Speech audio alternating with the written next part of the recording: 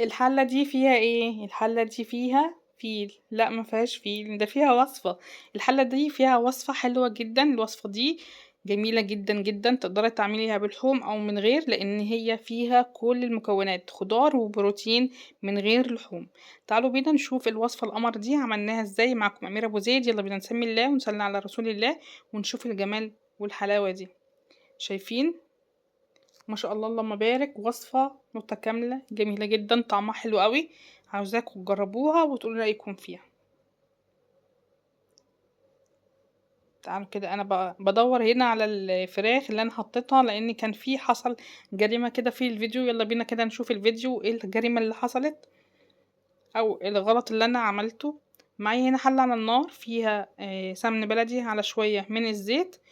الفراخ دي فراخ غسلتها كويس وقطعتها ل8 قطع. تقدري تقطعيها 4 قطع. بعد كده سلقت الفراخ هنا بطريقتنا المعتادة خالص، يعني بطريقة السلق بتاعتك العادية.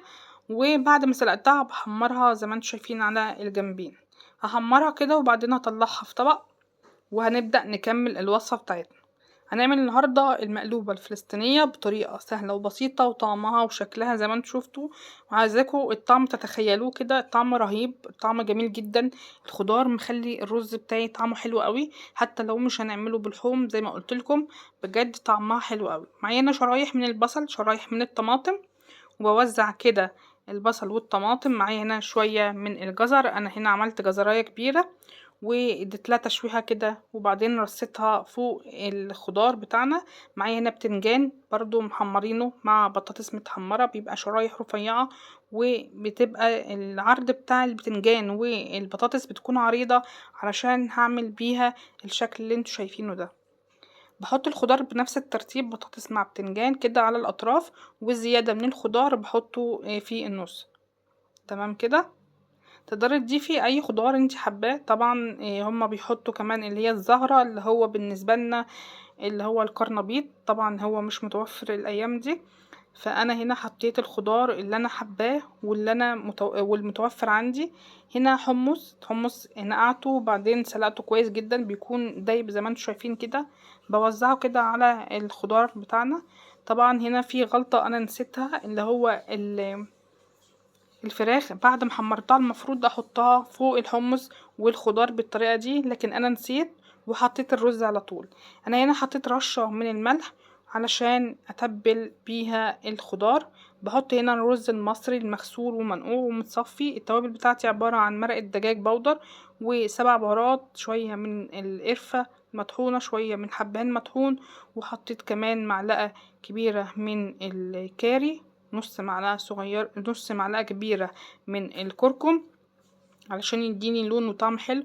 وكمان نحط شوية من بهارات الفراخ، شوية من الفلفل الاسود، وبتبل زي ما انتم شايفين كده. بعد كده بجيب الشوربة بتاعت الفراخ اللي انا سلقتها، وبكون مظبطة الملح بتاعي، وبصفي الشوربة كده وبوزعها على الرز، وبحط المقدار بتاع الرز اللي احنا بنسويه. هنا زي ما انتم شايفين كده، كنت انا خلاص افتكرت ان انا ما حطيتش الفراخ، حطيتها وحطيت الشوربة بتاعتي حسب كمية الرز، يعني بتبقى متغطية كده. وبهدي النار لما الرز بتاعي يغلي، واسيبه لحد ما يستوي، وبعد كده بنطفي النار. كده خلاص الوصفة بتاعتنا جاهزت. يلا بينا بقى نشوف الوصفة القمر دي. الوصفة دي وصفة طبعا فلسطينية، ربنا يفك كربهم. هنعمل او هنقلب المقلوبة بتاعتنا الفلسطينية. نسمي الله كده ونقلب الوصفة بتاعتنا دي. طبعا بيبقى حاطين ايدينا على قلبنا عشان نقلب الحلة. زي ما انتم شايفين كده، ما شاء الله اللهم بارك، شكلها ولونها وطعمها يجنن. طبعا بنظبط كده وبنحاول نجرنش، مع ان هو الطبق مش محتاج، بس هنا حبيت ان انا اجرنشه كده بطماطمايه او الوردية بتاعتنا اللي احنا عملناها دي. والوصفة دي بجد حلوة جدا، وزي ما قلت لكم وهفضل اقولها، ان هي تتاكل كمان بدون لحوم لو امكانياتك ما تسمحش ان انت تضيفي لحوم. شايفين شكلها وجمالها بجد حلو قوي. ولاد طبعا ما بيحبوش الخضار، فهنبدأ كده ندخل اي خضار موجود عندنا.